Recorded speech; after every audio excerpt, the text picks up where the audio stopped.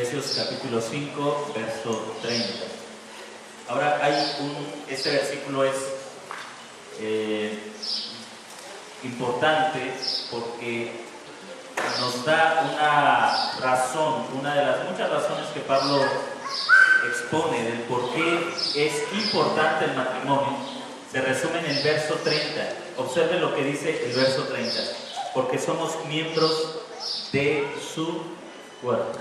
Somos miembros de su cuerpo. Me parece que Reina Valera añade todavía de su carne y de sus huesos. ¿Sí?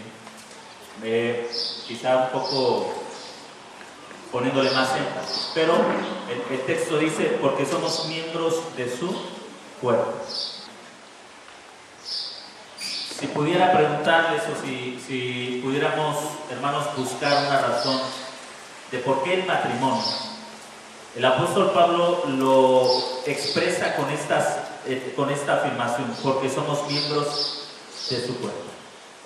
Ahora, esta afirmación es la base y la guía para el matrimonio.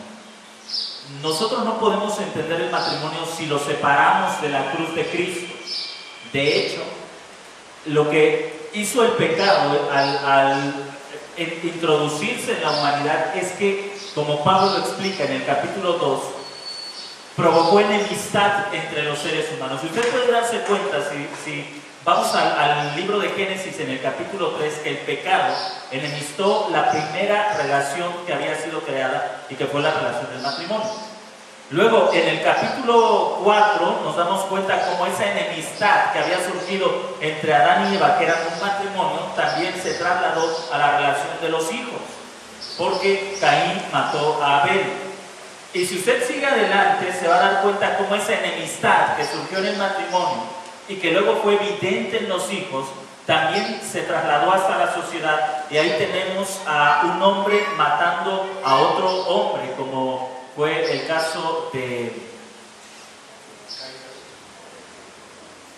Caín y Abel en la relación de los hijos, y de Lamec, que incluso compone una canción de ese asesinato que comete. Ahora, ¿dónde surge la enemistad entonces? La enemistad no surgió en una sociedad y después contaminó a los hijos y luego a los matrimonios. La enemistad surgió en el matrimonio, se pasó a los hijos y de los hijos llegó hasta nuestras sociedades. Lo que quiero que ustedes entiendan es que sin la cruz de Cristo es imposible tener un matrimonio sin enemistades, sin pleitos, sin odios, sin rencores, sin corajes. Es imposible tener un matrimonio sin frustraciones si la cruz de Cristo no está presente. Lo que Pablo está haciendo es mostrar en la carta a los Efesios cómo la cruz de Cristo es central en todos los aspectos de la vida del ser humano, incluido o partiendo del matrimonio. Y lo que hace el apóstol Pablo es mostrarnos cómo a través de Cristo la enemistad muere, las enemistades mueren en la cruz del Calvario, de manera que a partir de la fe en Jesucristo, un hombre puede reconciliarse con su esposa y reconciliar su liderazgo con su esposa y ser la cabeza de su matrimonio sin ser un hombre orgulloso, egoísta, sin ser un hombre prepotente, déspota o indiferente, ajeno, ausente. Y la mujer también puede reconciliar su posición con su esposo y convertirse en su ayuda idónea, sin intentar ser la dirigente de su esposo, sin ser una oposición al liderazgo de su esposo. Y de ahí, hermanos, una vez que la cruz de Cristo reconcilia al hombre y a la mujer en el matrimonio, podemos aspirar a la reconciliación en las relaciones de los hijos, de la familia. Ahora, hogares reconciliados van a dar como resultado una sociedad reconciliada. Hermanos, esto, entonces, cuando hablamos del matrimonio, como le decía el domingo pasado, el asunto no es qué tan romántico tú, varón, puedes ser con tu esposa, porque muchos buscan la reconciliación del matrimonio en los aspectos humanos. Llévala a una cena romántica, llévale serenata, cómprale flores. Todo esto es bueno, pero no es suficiente. Es bueno, pero nunca alcanzará a quitar lo que en realidad hace que haya pleito en el matrimonio. Los asuntos de los problemas en el matrimonio no se deben a que él ya no lleve flores o que no la saque a pasear. Los asuntos de los problemas en el matrimonio se deben al egoísmo y al orgullo que hay tanto en él como en ella. Esa es la verdadera razón. Hermanos, ¿no es cierto que incluso cuando la gente, los matrimonios salen a una cena romántica, esa misma cena puede terminar en un pleito? Porque a lo mejor él pidió algo que, ¿cómo es posible que tú no sepas que a eso a mí no me gusta? Y termina en un pleito. Porque eso no soluciona los problemas. Así que el apóstol Pablo llega a la aplicación de la cruz de Cristo. Él nos enseña cómo el evangelio es central en quitar la enemistad y renovar las relaciones, hacer una nueva humanidad y traer una nueva relación. Si tenemos una nueva relación con Dios, tendremos una nueva relación entre nosotros. El apóstol Pablo afirma en la carta a los Efesios, en el capítulo 2, que Cristo nos reconcilió con Dios y nos reconcilió también entre nosotros, quitando la barrera o la pared intermedia que hacía separación entre Dios y el hombre y entre los hombres. Creo entonces, hermanos, que es importante entender el Evangelio para que al entender el Evangelio yo pueda aplicar el Evangelio a mi relación matrimonial. El Evangelio no es algo que me salva del infierno y ya, el Evangelio es algo que me salva de la condenación, pero también me restaura en una relación correcta con Dios y con los demás, con las demás personas, y eso se aplica también al matrimonio. Que si usted está pasando problemas en su matrimonio, y yo le he preguntado a usted qué necesita para que su matrimonio mejorara, la única respuesta correcta es la aplicación del Evangelio. Usted puede tener muchas ideas de qué necesita su matrimonio. Usted puede decir que él me ponga más atención. Usted, varón, puede decir, usted, hombre, puede decir que ella sea más responsable con mis cosas. Ella puede decir que él sea amable conmigo. Él puede decir que no sea tan criticona conmigo. Y cada uno puede hacer una lista de lo que usted considera que su matrimonio necesita para que sea un mejor matrimonio. Pero la respuesta de Pablo es: lo único que tu matrimonio necesita es la aplicación del Evangelio. Si el Evangelio no se vive en la casa, no hay forma de que las relaciones sean transformadas, sean cambiadas. Ahora, Pablo parte de esta verdad que él considera esencial. El matrimonio tiene una importancia y una razón porque somos miembros de su cuerpo. ¿Y qué implica ser miembros de su cuerpo? Usted y yo necesitamos regresar al capítulo 1 y capítulo 2 para ver lo que implica ser miembros de su cuerpo. En el capítulo 1 dice que somos escogidos desde antes de la fundación del mundo, que somos aceptados en el amado, que somos a finales del capítulo 1 y en el capítulo 2 se nos enseña que somos sentados junto con Cristo en los lugares celestes. Todo eso implica que somos miembros de su cuerpo. En el capítulo 1 también se nos enseña que somos el lugar donde el Espíritu o la plenitud de Cristo se revela plenamente, que en nosotros se hace evidente el poder de Cristo. Todo esto tiene que ver con ser miembros de su cuerpo, y eso debe ser una realidad en nuestro matrimonio. Esto debe ser una realidad en el matrimonio. El capítulo 1, capítulo 2 es la exposición de lo que implica las buenas noticias del Evangelio. Entender el capítulo 1 y el capítulo 2 es la base para tener un matrimonio que tenga esperanza de ser diferente al resto de los matrimonios. Le repito, si usted no entiende lo que implica la predicación del Evangelio, no hay manera de que el matrimonio sea un lugar de plenitud, de satisfacción, porque estaremos buscando esto en el otro como individuos y no en la cruz de Cristo.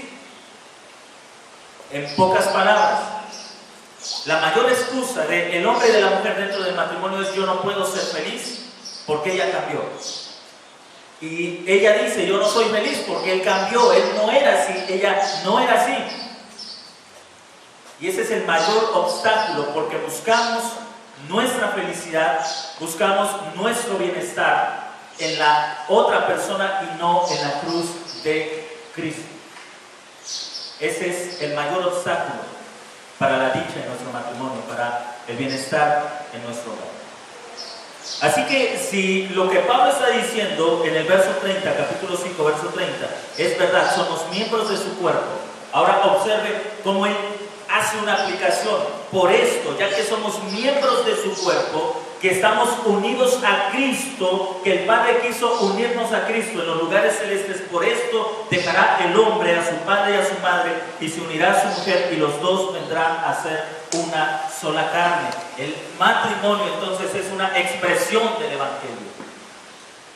Es una manifestación del Evangelio, es una manifestación de la gracia de Dios. El matrimonio es una expresión de la gracia de Dios. ¿Por qué nos casamos?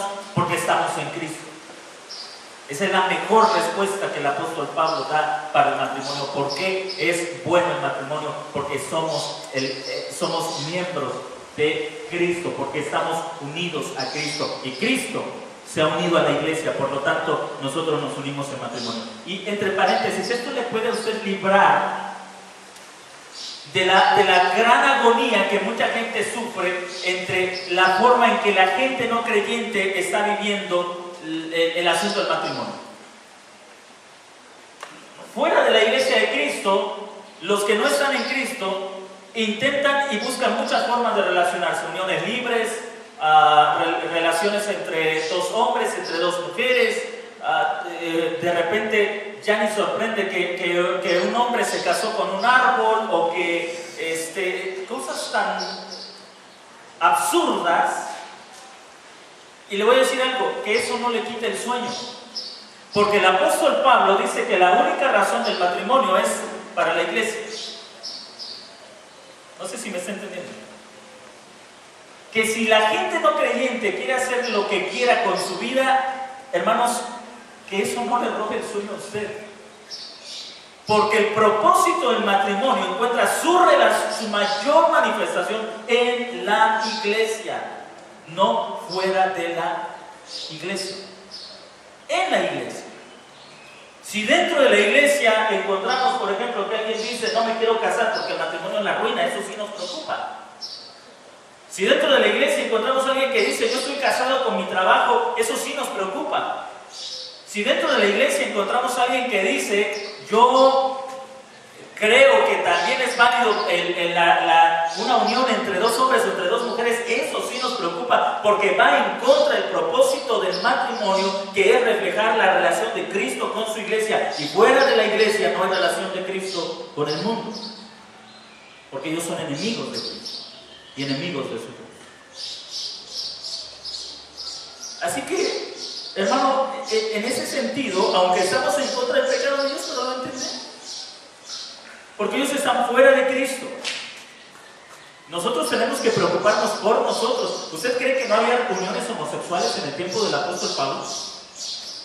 Las había, pero él no escribe en contra de esas uniones, él escribe en contra de los pecados de la iglesia. Él está escribiendo en contra del pecado de la iglesia, él está escribiendo en contra de los pecados que se introducen en la iglesia, porque nublan la revelación de la relación de Cristo con su iglesia. Porque Pablo sabía que había fornicación, que había uniones libres en ese tiempo, que había uniones homosexuales, que había todo tipo de perversión sexual, pero a él no le preocupa eso. Esa gente tiene que arrepentirse y conocer el Evangelio, pero a él le preocupa cómo la iglesia está viviendo sus matrimonios, porque solo el matrimonio encuentra un verdadero propósito dentro de la iglesia, que es revelar la relación de Cristo con esa iglesia, la que él ha amado desde antes de la fundación. Usted no se preocupe por los solteros que hay fuera de la iglesia, usted preocúpese por los solteros que hay dentro de nuestras iglesias. Usted no se preocupe porque de fulano que no es creyente ya se juntó con sultana y ya se fueron a vivir. Usted no se preocupe por eso. Preocúpese cuando eso sucede en nuestras iglesias. Usted no se preocupe porque tal matrimonio, los vecinos ya se separaron, ya se divorciaron en tantos años que tenían de casados. Es triste, pero están fuera de Cristo. Usted preocúpese cuando dentro de la iglesia hay divorcio. Porque nuestro llamado es a reflejar la relación de Cristo con la iglesia. Y los que están fuera de Cristo no tienen ese llamado. Primero tendrían que arrepentirse. Tendrían que arrepentirse para entonces ser unidos al cuerpo y entonces encontrar la misma relación, el mismo propósito. Bueno, después de esta breve introducción, y de este paréntesis dentro del paréntesis, quiero hablar acerca de la importancia de la sumisión o la sumisión bíblica. La sumisión bíblica, el apóstol Pablo, una vez que dice que el matrimonio tiene como propósito esencial reflejar la relación de Cristo con la iglesia, ahora en el verso 31 al 33 dice: por eso dejará el hombre a su padre y a su madre y se unirá a su mujer y los dos vendrán a ser una sola carne. Los dos vendrán a ser una sola carne. ¿Qué implica ser una sola carne? ¿Recuerda usted?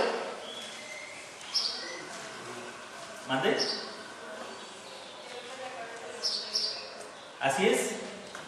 Que el hombre va a tomar la posición de líder en la casa y que la mujer va a tomar la posición de ayuda idónea. Que el hombre conscientemente sabe que él va a dirigir y la mujer conscientemente sabe que ella va a ayudar en esa dirección. Voluntariamente se pone bajo la autoridad del esposo. Ahora, usted sabe que esto no tiene que ver con autoritarismo. No, el domingo pasado hablábamos de eso. Creo que para la mujer se le hace difícil sujetarse a un hombre que no sabe ser cabeza, es decir, que no sabe imitar a Cristo. Pero para un hombre también se le hace difícil dirigir a una mujer que no sabe sujetarse, es decir, el pecado afecta a uno y a otro. El hombre puede decir: es que si usted conociera a mi esposa que no se sujeta, y la mujer puede decir: es que si usted conociera a mi esposo que ni conoce su Biblia, entonces el pecado afecta a uno y otro.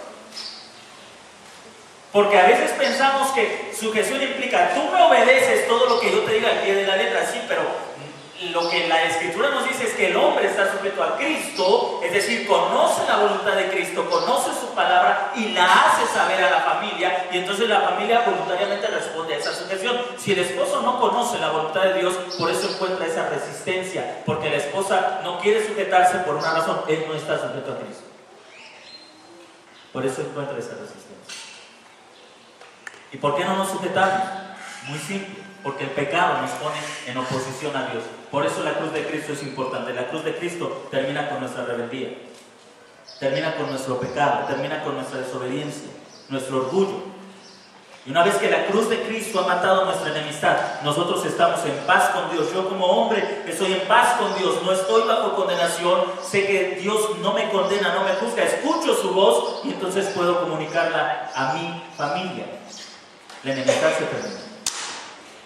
Lo que hace difícil, hermanos, varones, aunque ya hablamos de esto la semana pasada, quiero añadirlo. Lo que hace difícil que usted sea una cabeza en su familia no es el pecado de su esposa, es su propio pecado.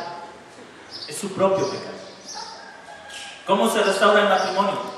Pareciera muy sencillo, pero es muy difícil. Arrepintiéndome. Yo como cabeza me arrepiento de mi desobediencia, me pongo bajo la autoridad de Cristo y entonces puedo traer a mi familia bajo esa misma autoridad. Lo que hace difícil que yo pueda dirigir a mi familia no es que mi esposa tenga un feo carácter, no es que mis hijos no me obedecen, es mi propio pecado.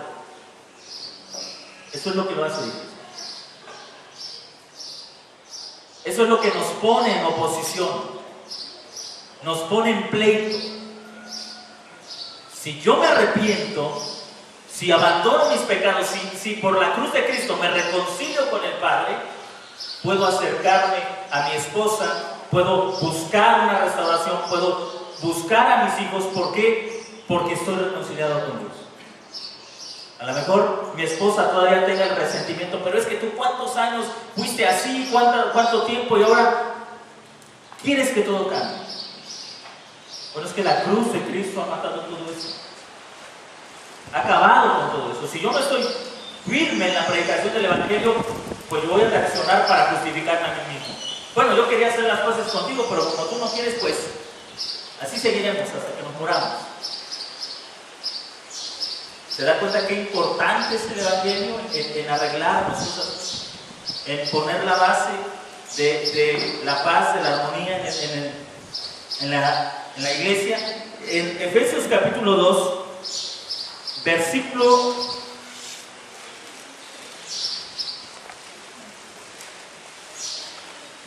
20 al versículo 22, Efesios capítulo 2, versículo 20 al 22, si alguien lo tiene, denle lectura, por favor. Edificado sobre el fundamento de los apóstoles y profetas, siendo la principal piedra del ángulo de Jesucristo mismo, en quien todo el edificio, bien coordinado, va creciendo para ser un templo santo en el Señor, en quien vosotros también sois juntamente edificados para morada de Dios en el Espíritu. Gracias, hermano. Quiero que observen particularmente el verso 21, en quien bien trabado todo el edificio. Usted se va a dar cuenta que Pablo en Efesios usa mucho la imagen de cuerpo, de una unidad. Bien unidos, van creciendo. Y esto es importante, porque si el hombre es la cabeza y la mujer es el cuerpo, eso significa que son llamados a estar bien trabados. Pero no me estoy refiriendo cuando se pelean y se agarran que ya no se quieren soltar, hermano. No me estoy refiriendo a eso. No estoy para que usted me diga, no, pastor, mira, cuando nos damos nuestros agarrones, nos quedamos pero bien trabados. No me refiero a eso. Observe lo que dice el verso 21. Bien trabado, todo el edificio crece hasta llegar a ser un templo santo en el Señor. Ahora, yo quiero que vea la imagen. Verso 20. Edificado sobre el fundamento de los profetas y apóstoles, siendo Cristo la piedra angular. ¿Qué está diciendo Pablo? La iglesia tiene una cabeza, Cristo es su cabeza, los apóstoles y profetas son los dirigentes y el cuerpo está unido para lograr lo que Cristo quiere para su iglesia. Esa misma imagen se traslada a la familia. La cabeza del hogar es el esposo, y la esposa, bien unida a su esposo, trabaja junto a él para conseguir una meta en su familia. ¿Notan ustedes esto? La sumisión entonces, hermanos, está determinada por un propósito particular. En el verso 21, al final dice, hasta que lleguen a ser un templo santo en el Señor. ¿Cuál debe ser el propósito de la sumisión de la esposa a su esposo?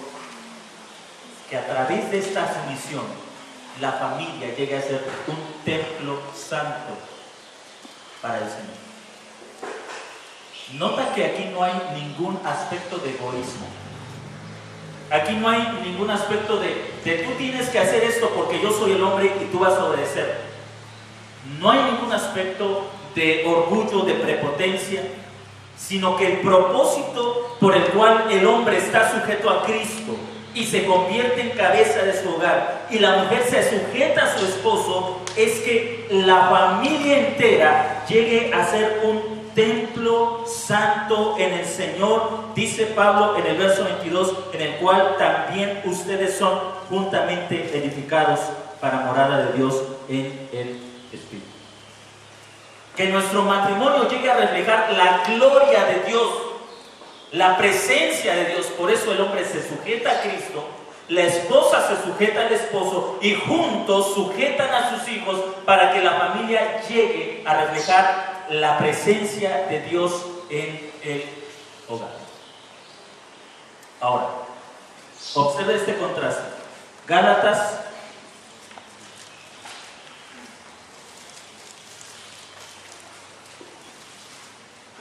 el aire revolvió las hojas de mi Biblia y me movió Gálatas.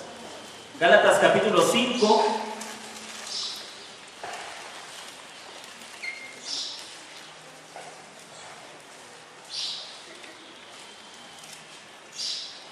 Versículo 15.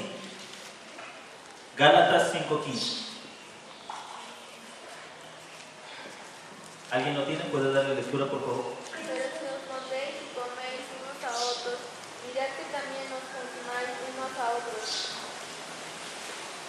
Pero si se muerden y se comen los unos a los otros, miren que no se consuman los unos a los otros. ¿Se da usted cuenta que un matrimonio o refleja el espíritu de la carne, del pecado, ¿O refleja el Espíritu de Dios? Para eso nos casamos. Nos casamos para reflejar el Espíritu de Dios, que como escribe Pablo más adelante, dice que en el verso 19, evidentes son las obras de la carne, es decir, los que viven en la carne viven en constantes pleitos. Y esa carnalidad es muy clara y aparece del verso 19 al verso 21 y luego verso 22, pero el fruto del Espíritu es amor, gozo, paz. Hermanos, en el matrimonio solamente hay dos formas de vivirlo: o lo vives en la carne o lo vives en el Espíritu. O lo vives en contiendas y pleitos, o lo vives en el poder del Espíritu, en amor, gozo, paz, paciencia. Pero ¿cómo llegamos a esta segunda parte? Observe lo que dice Efesios capítulo 5. Y aunque voy a hablar de la esposa, no puedo evitar señalar algunos aspectos que tienen que ver con la vida del esposo. Capítulo 5, verso 25 al 28. ¿Alguien puede leer 5, 25 al 28?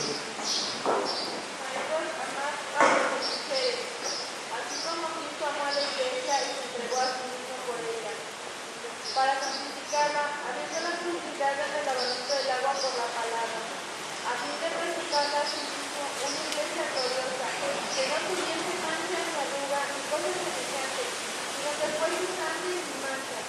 Así también los maridos deben amar a sus mujeres como a sus mismos cuerpos. El que ama a su mujer, a sí mismo se ama. Muy bien.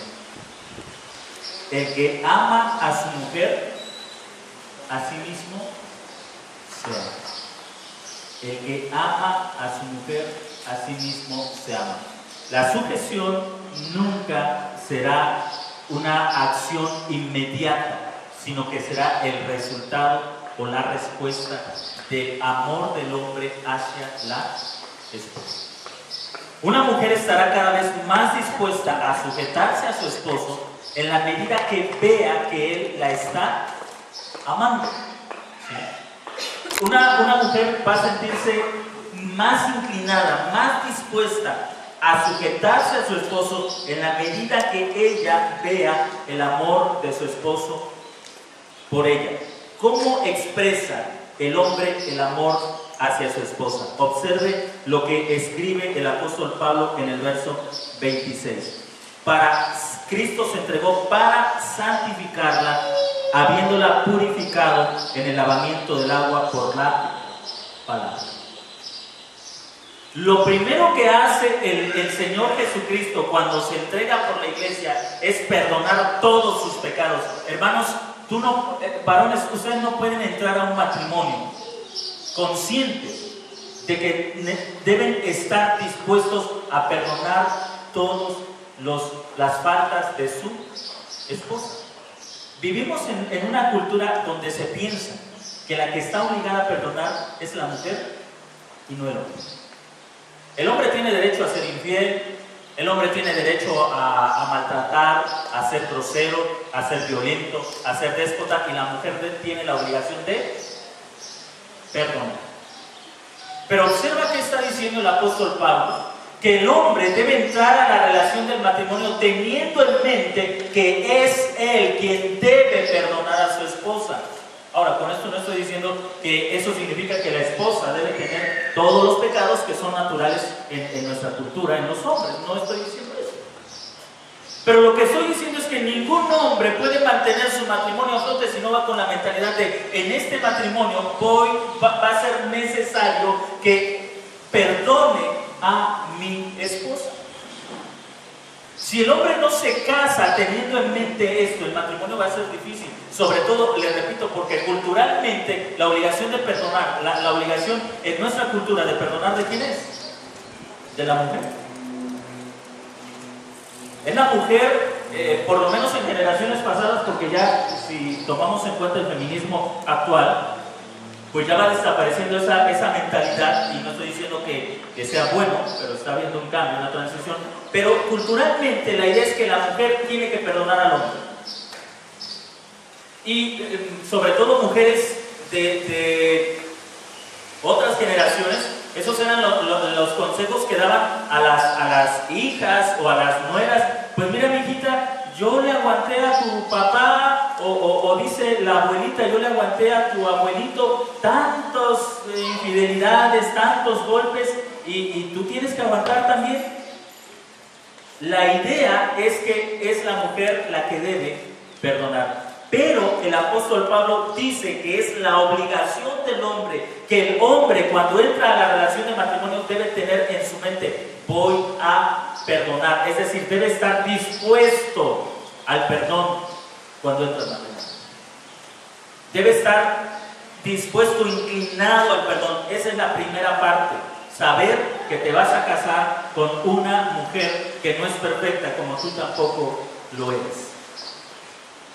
Y que es necesario que el perdón sea una de las cosas que estés dispuesto a dar principalmente. Lo segundo, el apóstol Pablo escribe en el verso 26: para santificarla, habiéndola purificado en el lavamiento del agua por la palabra.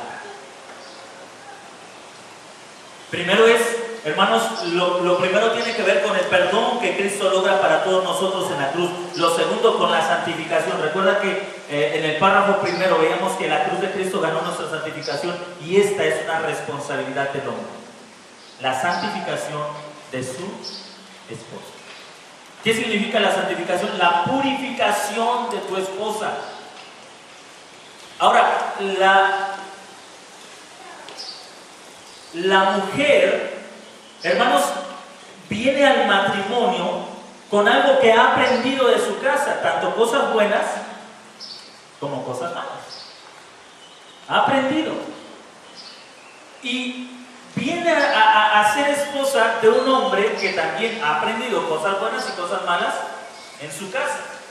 El trabajo del varón no es que la mujer te complazca en todo lo que quieres, sino usted tiene que aprender a diferenciar entre esta palabra santificar, es decir, que ella sea conforme a Cristo.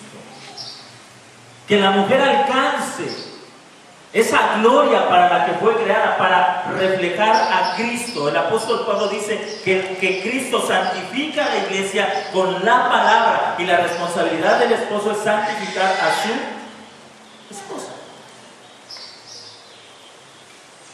En algunas ocasiones les he dicho a los jóvenes que se van a casar en el taller o en las pláticas prematrimoniales, en algunas ocasiones les he dicho a los jóvenes, al joven varón particularmente: eres tú el responsable de guiar a tu esposa con la Biblia. ¿Y sabe qué? El pecado siempre nos ataca en aquello que es nuestra responsabilidad. A veces los que menos agarran su Biblia en casa, ¿quiénes son? Los hombres. Son los que menos agarran su Biblia. ¿Por qué? Porque el pecado nos va a atacar en aquello que es nuestra responsabilidad, en aquello que es nuestra obligación. De repente se ve más a la mujer leyendo su Biblia, y de repente ya tiene una duda, y la respuesta es: pues búscalo en YouTube.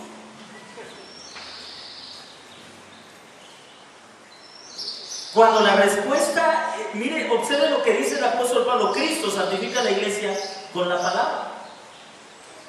Y luego el apóstol Pablo toma esa imagen y lo aplica a la relación del matrimonio. Así los esposos deben amar a sus esposas. Es decir, varón, ¿cómo le muestras amor a tu esposo, a tu esposa? Hombres, ¿cómo le debes mostrar amor a tu esposa?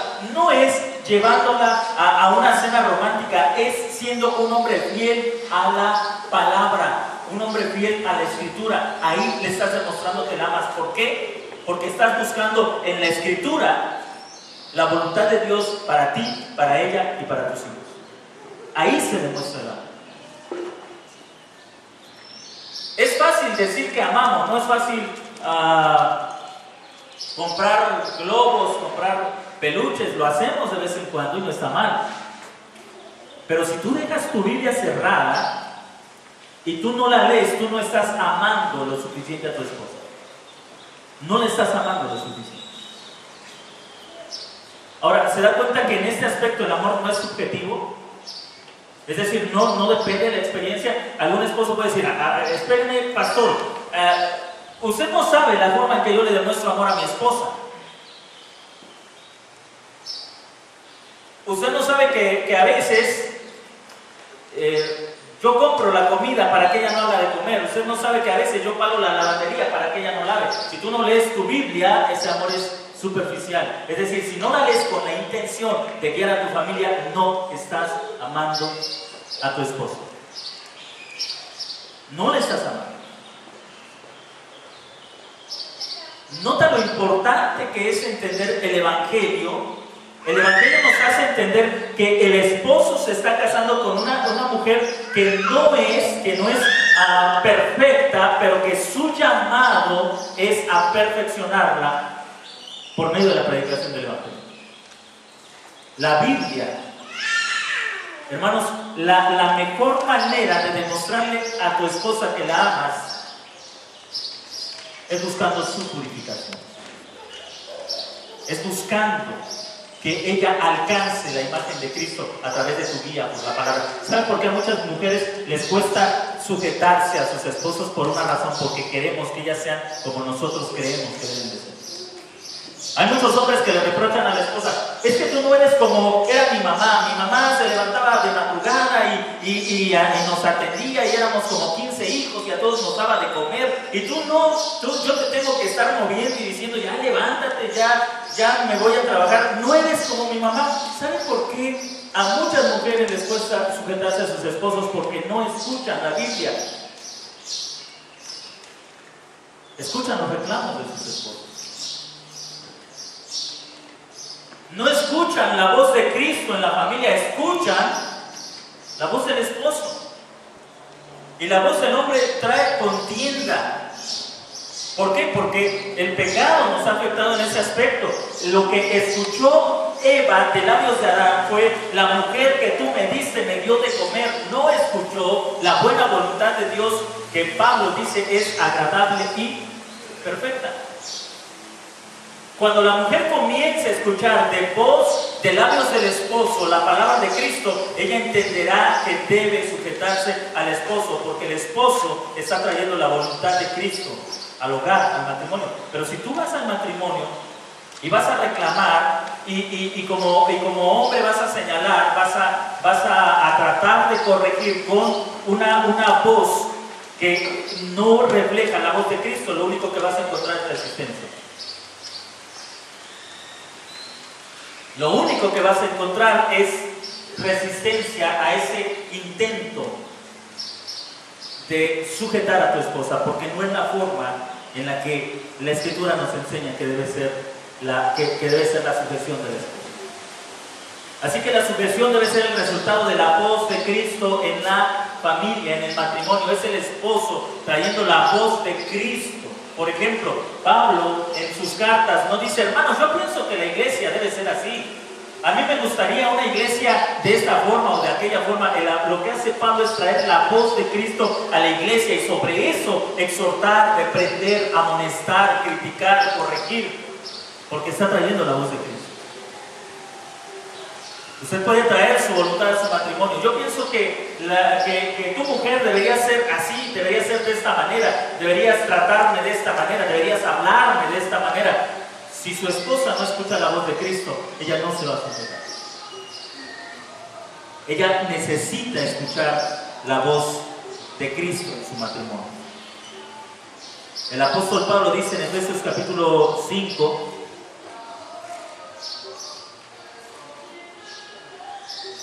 en el verso 33: por lo demás, vosotros también, cada uno en particular, ame a su propia esposa de la misma manera que a sí mismo, y que la esposa respete a su esposo. Porque al respetar al esposo estaría respetando a Cristo mismo. Pero quiero que entienda esto. Entonces, hermanos, tanto el papel del hombre como cabeza y el papel de la mujer como cuerpo son el resultado del Evangelio. Mientras el hombre se esté sujetando a Cristo, tendrá la capacidad de dirigir a su esposa. Y entonces la esposa debe responder voluntariamente a la dirección de su esposo, porque está viendo la voluntad de Cristo en el hogar. Ahora, ¿qué pasa, hermanos, si no hemos vivido esto? Quizá nuestro liderazgo como varones ha sido déspota. Quizá la sujeción de la esposa ha sido no voluntaria, sino resistida y resentida también. ¿Qué es lo que podemos hacer? El apóstol Pablo nos regresa nuevamente a la cruz de Cristo. El apóstol Pablo nos recuerda en el capítulo 2, Efesios capítulo 2,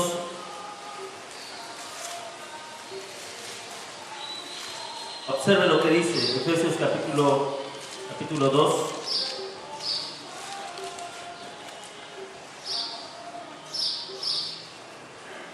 verso 14, verso 13 y 14. Pero ahora en Cristo Jesús, ustedes que en un tiempo estaban lejos, fueron hechos cercanos por la sangre de Cristo, porque Él es nuestra paz, que de ambos hizo uno, y derribó la pared intermedia de separación, es decir, la enemistad. ¿Qué pasa si nuestros matrimonios, hermanos, no han reflejado esta armonía perfecta? ¿Qué pasa si nuestros hogares no han reflejado la armonía perfecta en la relación del hombre con Cristo, que es su cabeza, y en la relación de la esposa con el esposo, que es su cabeza, y en la relación de los hijos con los padres, que son su cabeza, su autoridad? ¿Qué pasa? Observe lo que está diciendo el apóstol Pablo. El apóstol Pablo dice: fuimos hechos cercanos por la sangre de Cristo. ¿Qué quiere decir esto? Varones, hombres, Dios quiso castigar en el cuerpo de Cristo todo el despotismo de tu mal liderazgo. Quiso castigar en Cristo tus concupiscencias, tu infidelidad, tu orgullo, tu maldad, tu desprecio, tu odio, tu arrogancia hacia tu esposa. Quiso castigar en Cristo los pecados que yo cometí en contra de mi esposa. Quiso castigarlos en Cristo. Y mujeres, Dios quiso castigar en Cristo el desprecio que sientes quizá a veces al liderazgo de tu esposo, la insubordinación, el reclamo, la crítica, el reproche, el desquite que tienes en el corazón. Dios quiso castigarlo en Cristo. ¿Por qué? Para que nosotros pudiéramos acercarnos, para que nuestros hogares, nuestras familias pudieran ser restauradas, para que pudiera haber paz y no más enemistad entre nosotros. Si yo no entiendo que Cristo me ha perdonado, yo voy a tratar de hacerme fuerte en mi matrimonio, y quizá la forma de hacerlo es despreciando a mi esposa. Ahora, si yo no entiendo que Él ha perdonado a ella, voy a estar resentido hacia ella por lo que quizá a veces hace en contra de mí. Si ella no entiende que Dios la ha perdonado en Cristo, ella puede buscar, quizá mostrar que es mejor persona de lo que yo soy. Si ella no entiende que Dios me ha perdonado, igual buscará reprochar constantemente aquellas faltas y aquellos pecados que he cometido. La única forma en que nuestros matrimonios pueden tener una armonía perfecta es el Evangelio de Cristo, la cruz de Cristo. Ahí el pecado de mi esposa, mi pecado y el pecado de mis hijos termina para siempre. Definitivamente. Ahí se acaba.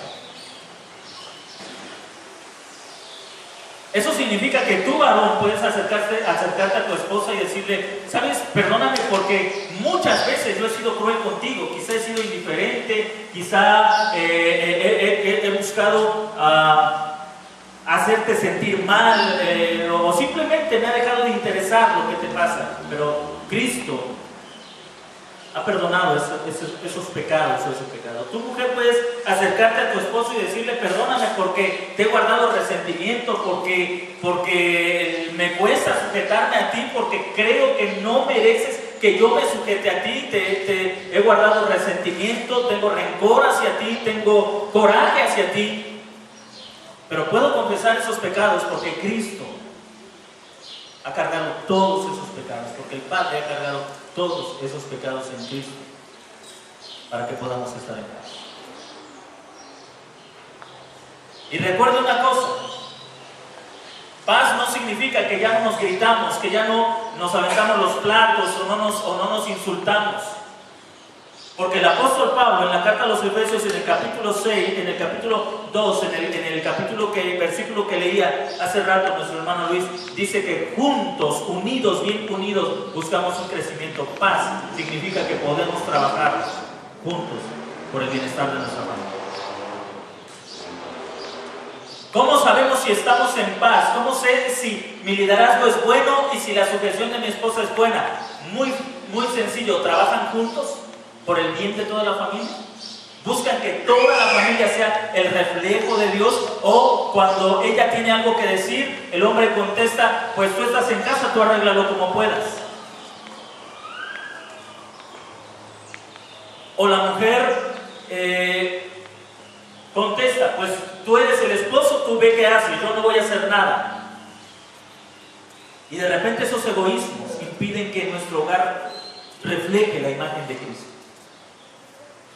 O en cosas tan sencillas como el esposo dice una cosa, la esposa dice otra, y los hijos viven una completamente diferente y nadie refleja en casa la imagen de Cristo. Recuerda el propósito que nos dice Pablo, por el cual fuimos unidos a Cristo, hasta que todos lleguemos a ser un templo santo en el Señor. Y ese es el mismo propósito para nuestro matrimonio. Que nuestro matrimonio sea un templo santo, y no podrá ser posible, primero, si nuestros pecados no los ha llevado Cristo. Segundo, si no nos hemos reconciliado y buscado la paz sobre la base de la cruz. Y tercero, si no trabajamos juntos por nuestra familia, por nuestro hogar. No hay otra forma, hermanos, de entender el matrimonio. Usted puede ver cómo la ausencia de la cruz de Cristo en los hogares que no son cristianos se hace evidente. Hombres egoístas, orgullosos, mujeres egoístas, orgullosas, hijos soberbios, todos buscando lo suyo y a nadie interesándole otra cosa más que su propio bienestar. Y Dios nos ha llamado para terminar con esto.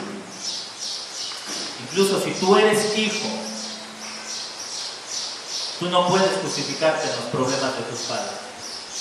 Tú no puedes decir: yo soy así porque mis padres son así. Tú no puedes justificarte.